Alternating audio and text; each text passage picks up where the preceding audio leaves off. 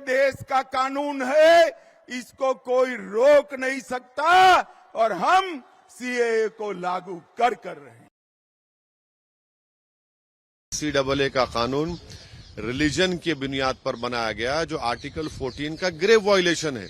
आपके मुंह से कभी औरंगजेब का नाम नहीं आता। जितने मंदिरों को तोड़ फोड़ करे तब आपको नहीं लगता अरे मेरे हिंदू भाइयों का तोड़े, मेरे हिंदू भाइयों का मंदिर बदल दिए। कैसी प्रोटेस्ट? ऐसी प्रोटेस्ट उन मुसलमानों के लिए जिनका देश में वो माइनॉरिटी नहीं है। सालों की देरी के बाद भारत में आखिरकार नागरिकता संशोधन कानून 2019 लागू हो गया है। गृह मंत्रालय ने लोकसभा चुनाव 2024 से कुछ ही दिन पहले सोमवार को सीएए के कार्यान्वयन के लिए नियमों को अधिसूचित किया है। इस बीच सीएए को लेकर विपक्ष और सत्ता पक्ष के बीच जुबानी जंग छिड़ गई है। सीएए का विरोध करते हुए एआईएमआईएम प्रमुख असदुद्दीन ओवैसी ने नियमों को अधिसूचित करने के समय पर सवाल उठाया है। उनका कहना है, आप क्रोनोलॉजी समझिए, पहले चुनाव का मौसम आएगा, फिर सीएए के नियम आएंगे। सीएए पर हमारी आपत्तियां जस की तस हैं। सीएए विभाजनकारी है और गोडसे की सोच पर आधारित है, जो मुसलमानों को दोयम दर्जे का नागरिक बनाना चाहता था। सताए गए किसी भी व्यक्ति को शरण दें, लेकिन नागरिकता धर्म या राष्ट्रीयता के आधार पर नहीं होनी चाहिए। सरकार को बताना चाहिए कि उसने नियमों को 5 सालों तक क्यों लंबित रखा और अब इसे क्यों लागू कर रही है। एनपीआर एनआरसी के साथ सीएए का उद्देश्य केवल मुसलमानों को लक्षित करना है, इसका कोई अन्य उद्देश्य नहीं है। सीएए एनपीआर एनआरसी का विरोध करने के लिए सड़कों पर उतरे भारतीयों के पास फिर से इसका विरोध करने के अलावा कोई और विकल्प नहीं होगा। बीजेपी ने चुनाव को सामने रखकर ही हालत मजबूरी में अपने पॉलिटिकल लॉसेस को देखते हुए उन्होंने ये फैसला लिया है। अरे भैया, ये सरकार अगर मुजाहिदीन आजादी को मानती है तो उनका पैगाम, उनका स्पिरिट क्या था कि देश में कंसेंसस और कंसेंट पैदा करे कानून बनाएंगे। यहाँ पर तो अपनी ब्रूट मेजॉरिटी पर बनाकर आप कहाँ के आजादी के अमरूद की बात कर रहे हैं। आप तो तौहीन कर रहे हैं उन जंग आजादी के मुजाहिदीन की। और अगर छोटा सा तबका खिलाफ है तो भारत में आज एक बहुत बड़ा तबका जो संविधान को चाहता है और मोहब्बत करता है, वो ये कह रहा है कि सीएए का कानून रिलीजन की बुनियाद पर बनाया गया, जो आर्टिकल 14 का ग्रेव वायलेशन है। इसीलिए हम सरकार से डिमांड करते हैं कि उसको वापस लिया जाए सीएए कानून को। ओवैसी के खिलाफ बीजेपी की दावेदार माधवी ने एआईएमआईएम प्रमुख से भारत में मुसलमानों की चिंता करने के लिए कह दिया। मुंह में जो है बोलने लग गए हैं, तो आप औरंगजेब का नाम ले लीजिए ना। उन्हों कौन सा कोई अच्छा करे, तो आपके मुंह से कभी औरंगजेब का नाम नहीं आता। उन्होंने इतने सारे कत्ल करे हैं हिंदुओं का नहीं आता। आप उन पर तरस नहीं आता। तो उन्होंने जितने मंदिरों को तोड़ फोड़ करे तब आपको नहीं लगता अरे मेरे हिंदू भाइयों का तोड़े, मेरे हिंदू भाइयों का मंदिर बदल दिए। तो इसके बारे में आपका आवाज तो नहीं निकलता। तो निकलेगा किसका? आप कहां से निकलेगा आवाज? आपको सिर्फ वो सारे हरकत करके दिखाने के लिए जिससे आपका वोट बैंक बढ़ जाएगा, जिससे आप अपने खुद के मुसलमान जानते हैं भैया कि आज उनके लिए 40 सालों में कुछ नहीं बदला। 4000 की तनख्वाह लेते हैं मस्जिदों में। बताइए तो सही, आप क्या मिलता है 4000 से?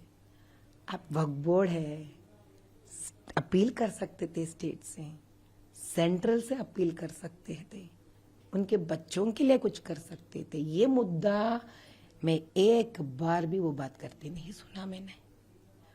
आप तो हर चीफ मिनिस्टर से गले लगते हो साहब। इतनी दोस्ती देखने वाले परेशान हो जाते हो, अरे यार ये तो लंगोटिया यार होगा शायद। इतना जब प्यार और दोस्तानी है तो आपको सबसे पहला क्या करना चाहिए? जो है यहाँ पे मुसलमान, उनका कदर करो आप पहले। उनकी गरीबी के बारे में सोचो आप। भाई मैं और एक बात बताती हूँ आपको, ये इतने सारे बातें करते हैं ना, जीएचएमसी में जो बजट निकलता है ना, सबसे ज्यादा फंड किसको होता है? साउथ जोन को होता है, सबसे ज्यादा हर बार। अब ये ऊपर वाला जाने कि इतने फंड जब सबसे ज्यादा साउथ जोन यानी कि हैदराबाद ओल्ड सिटी को जाता है कॉन्स्टिट्यूएंसी को, फिर भी यहाँ पर ना कोई नाला साफ ठीक होता है, लाइट्स तो अभी भगवान जाने वहां पे ना पोल होता है ना लाइट जलता है।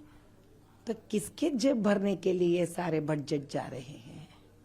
इनके बारे में बात करने वाला कोई नहीं है, इसलिए आप बार बार जो उन नाम पूरे निकालते आप फिरो।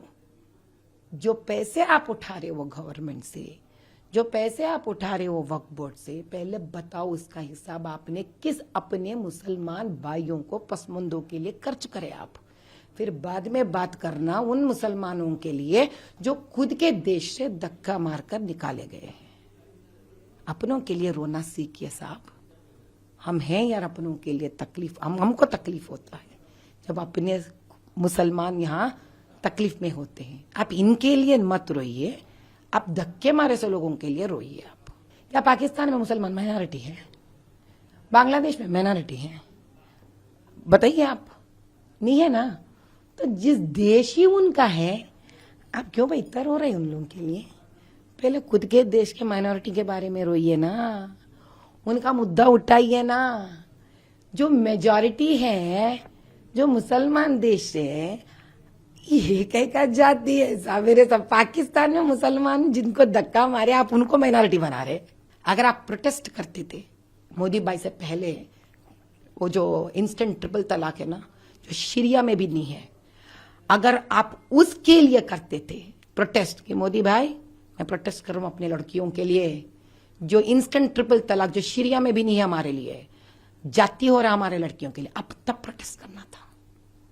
अब तब प्रोटेस्ट करना था कि भाई आपके हिंदू के औरत और लड़कियों के तो हक मिलता है मैके में बराबर लड़कों को दिए जैसा, हमारे में नहीं है, अब हमारे लिए क्यों नहीं देते? अगर उसके लिए प्रोटेस्ट करते थे ना, बड़ा ही मजा आता था मेरे लिए। अब अगर बात कर लें कि ये सीए है क्या, नरेंद्र मोदी सरकार द्वारा पेश किए गए सीए का उद्देश्य सताए गए गैर मुस्लिम प्रवासियों को भारतीय नागरिकता प्रदान करना है, जिनमें हिंदू, सिख, जैन, बौद्ध, पारसी और ईसाई शामिल हैं, जो बांग्लादेश, पाकिस्तान और अफगानिस्तान से पलायन कर 31 दिसंबर 2014 से पहले भारत पहुंचे हैं।